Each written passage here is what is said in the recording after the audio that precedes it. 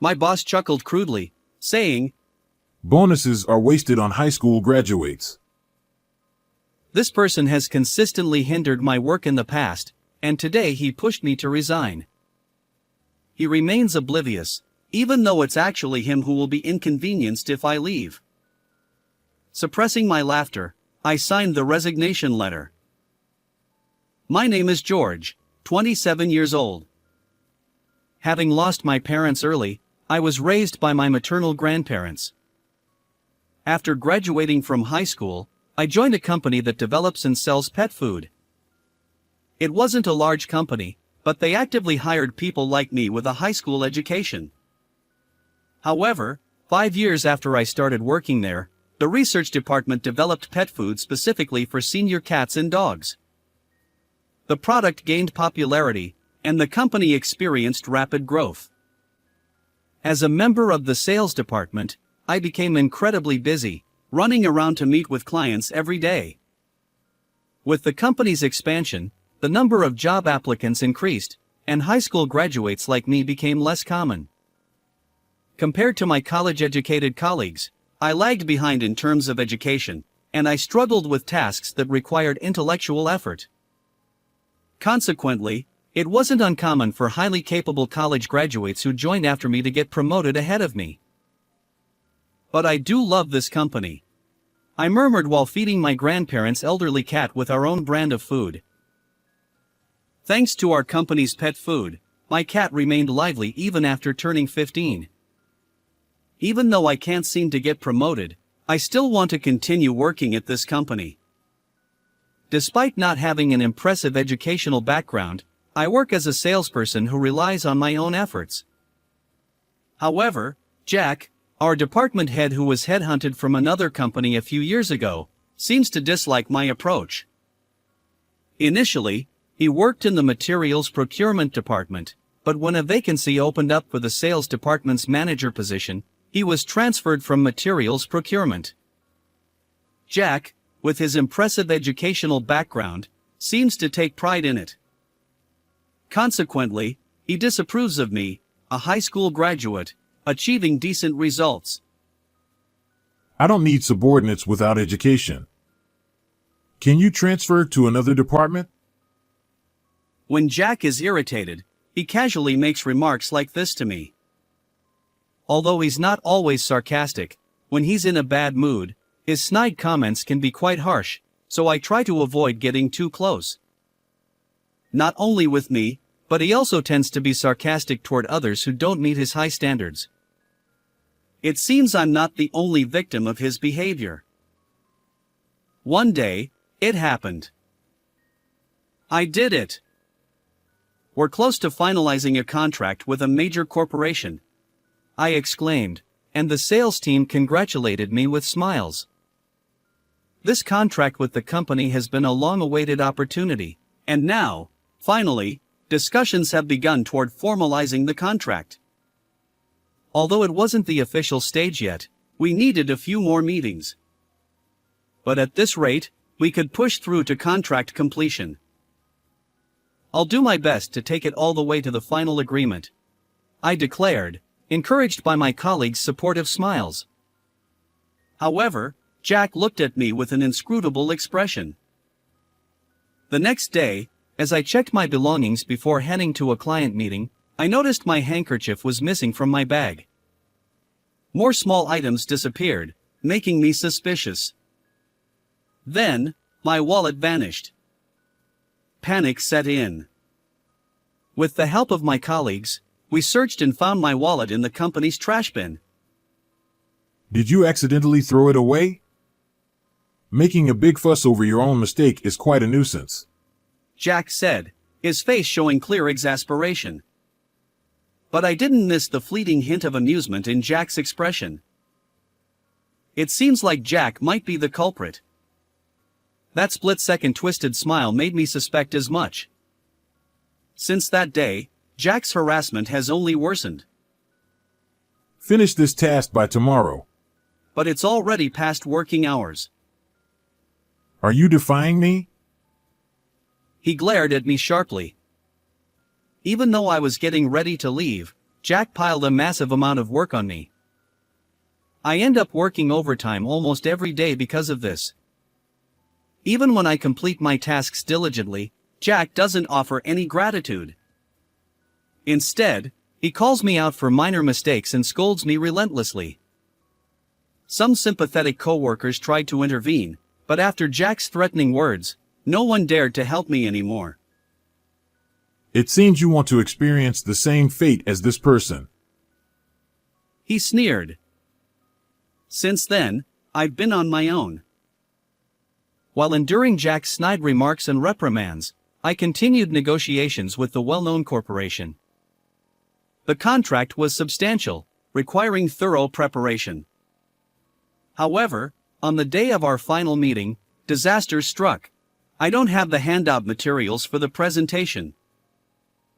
I realized that the carefully prepared distribution materials were inexplicably missing from my bag. Smirking, Jack approached me. Oh, were those important? They seemed so shoddy. I mistook them for trash. Stunned, I listened as Jack continued. This might ruin the contract. Besides, a significant deal like this was probably beyond your capabilities anyway. Did Jack prioritize harassing me over the company's success? Suppressing my anger, I ignored his gloating expression and rushed out with the materials I had. Fortunately, a nearly identical PowerPoint presentation. Although I initially created it in PowerPoint, I had remade it in print format for better readability. In the end, we successfully navigated the final meeting, and the contract was signed. This might lead to a promotion. With the bonus coming up, maybe I'll treat my grandparents to dinner. Jack grumbled while reluctantly acknowledging my achievement. However, a week after finalizing the contract, on the eve of bonus payment day, I arrived at work feeling excited. But as soon as I got there, Jack summoned me. He accused me of embezzlement, claiming that I had secured a contract with another company at an unusually low price and pocketed the difference. I haven't done anything like that. I protested. Jack responded. We have substantial evidence. If this gets out, you'll be fired for sure. But if you sign the resignation letter now, I'll take responsibility and cover it up. You're a criminal for embezzlement, but you're also the one who secured the deal with the major corporation. With that, Jack handed me a prepared resignation letter and my salary statement. He lifted the salary statement, tore it up right in front of me, and sneered. Bonuses are wasted on high school graduates. Then he chuckled crudely. I never embezzled anything. The evidence Jack showed me was cleverly fabricated but entirely baseless. He must have prepared it to discredit me. And Jack, seizing the opportune moment on the eve of bonuses, lured me into this trap. I knew he disliked me, but I never expected it to go this far. After you leave, I'll take over as the person in charge of that contract. Rest assured, I'll handle it responsibly, so go ahead and quit the company. It seems that Jack's intention is to take credit for my achievements. Can there really be people in this world who do such unbelievable things? Faced with this shocking reality, I couldn't help but feel like laughing. However, if I laughed here, Jack would probably consider me abnormal. Is it okay for me to leave today? Yeah, you can quit today. Understood. I'll sign the resignation letter. Seeing me trembling as I tried to hold back my laughter, Jack misunderstood my agitation as frustration. With a cheerful demeanor, he offered me his pen. You can borrow my pen. I returned to my desk, signed the resignation letter, and quickly packed my belongings. While other employees looked surprised, I didn't respond to their expressions. As I left the sales department with my packed belongings, Jack saw me off with a lecherous grin. The day after suddenly quitting my job, I was at home feeling lost. I had already explained everything to my grandmother. my grandfather scolded me, wondering why I hadn't consulted with him. As for Jack, it was my problem, and it wasn't uncommon to be disliked by someone at work. So, I decided not to make a big fuss and didn't consult anyone, neither my coworkers nor my family. I never expected Jack to go so far as to force me out like this. In hindsight, maybe I should have followed my grandfather's advice and talked to someone. But now it's too late. I need to find a new job. As I was preparing to head to the Public Employment Security Office, I received an unexpected call from Jack. Come here immediately. Huh? Didn't I officially resign yesterday? That doesn't matter now. It's a direct order from me, your boss. Get to the office right away. With those words, Jack hung up. Despite knowing he was the one who pushed me to resign, I put on my suit and headed back to the company.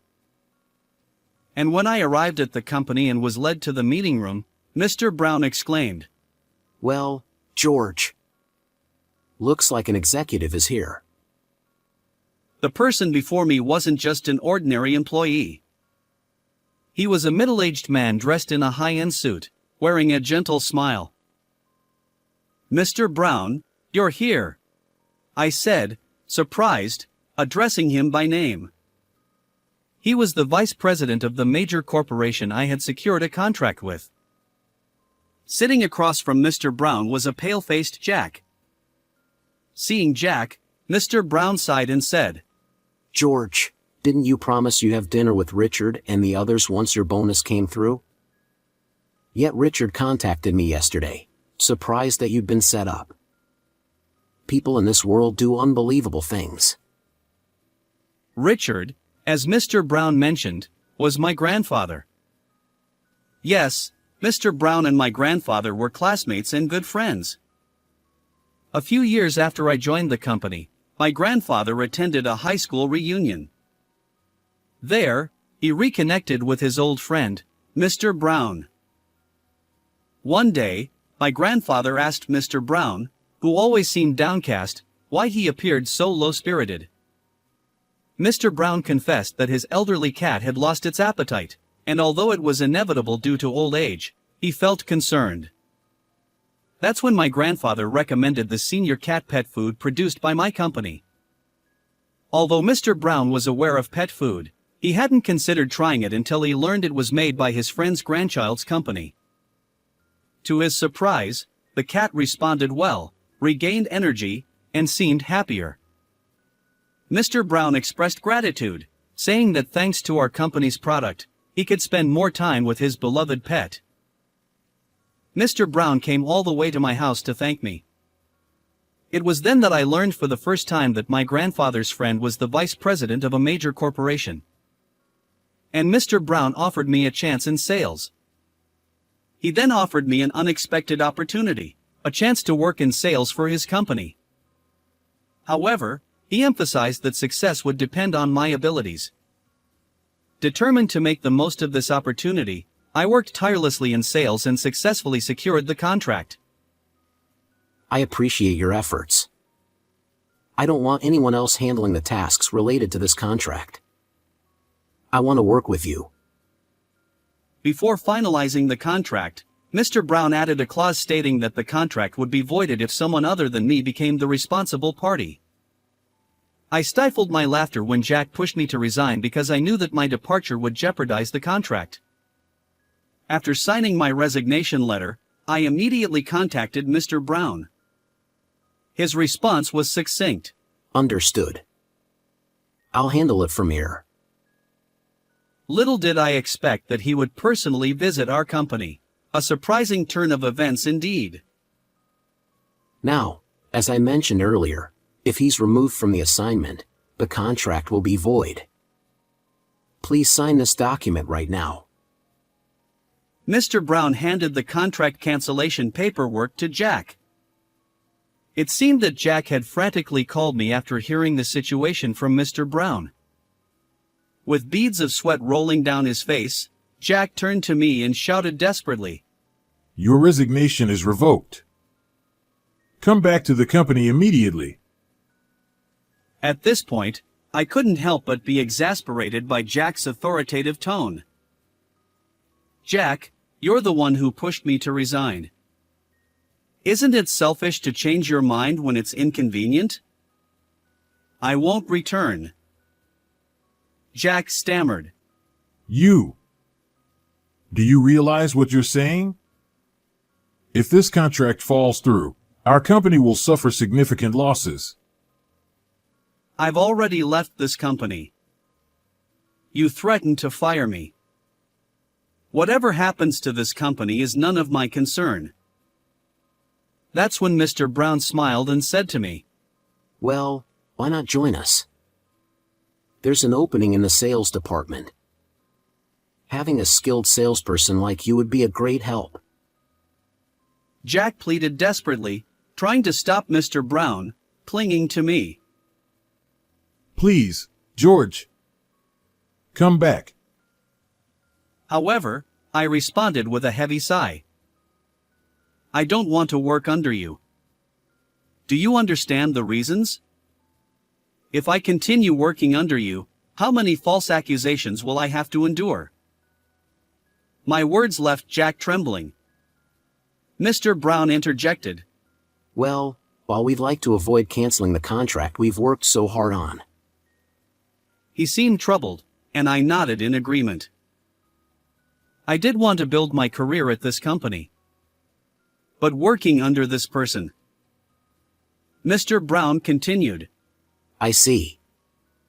You want to stay with the company. Let's consult with higher-ups. He left the meeting room and promptly brought the company president. The president happened to be at the office but was unaware of Mr. Brown's visit. He hurriedly entered the room.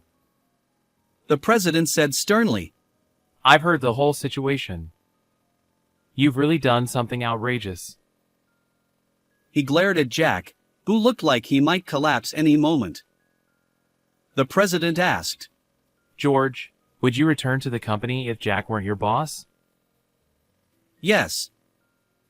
Under a competent manager, I'd continue working here. Understood. Let's transfer him to a different department. Jack's eyes widened at the president's decision. Wait. Please. I've dedicated myself to this company. I have a good education and am far more capable than this high school graduate. However, the president shook his head at Jack's words. You don't seem to understand yourself. If you were genuinely talented, we wouldn't be in this situation. Frankly, you're less capable than George. We'll find a suitable position for you. Jack slumped in defeat.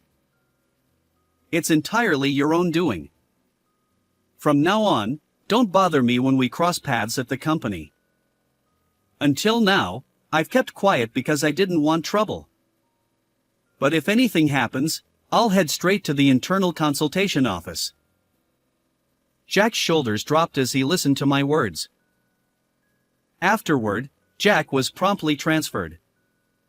His new department is known for gathering employees at risk of layoffs. While Jack isn't entirely incompetent, there's no guarantee he won't cause another outrageous incident like this one. Gradually, he'll face demotion and eventually disappear from the company. This incident has become the subject of office gossip, and cold glances are now directed at Jack. Losing his position, combined with his already deflated spirits, will likely be a final blow. As for the sales department, the current section chief will take over as the new manager, and I've successfully returned to the company. From now on, I can work freely without interference from Jack. How did you like this video? Please subscribe as well. Let's meet again in the next video.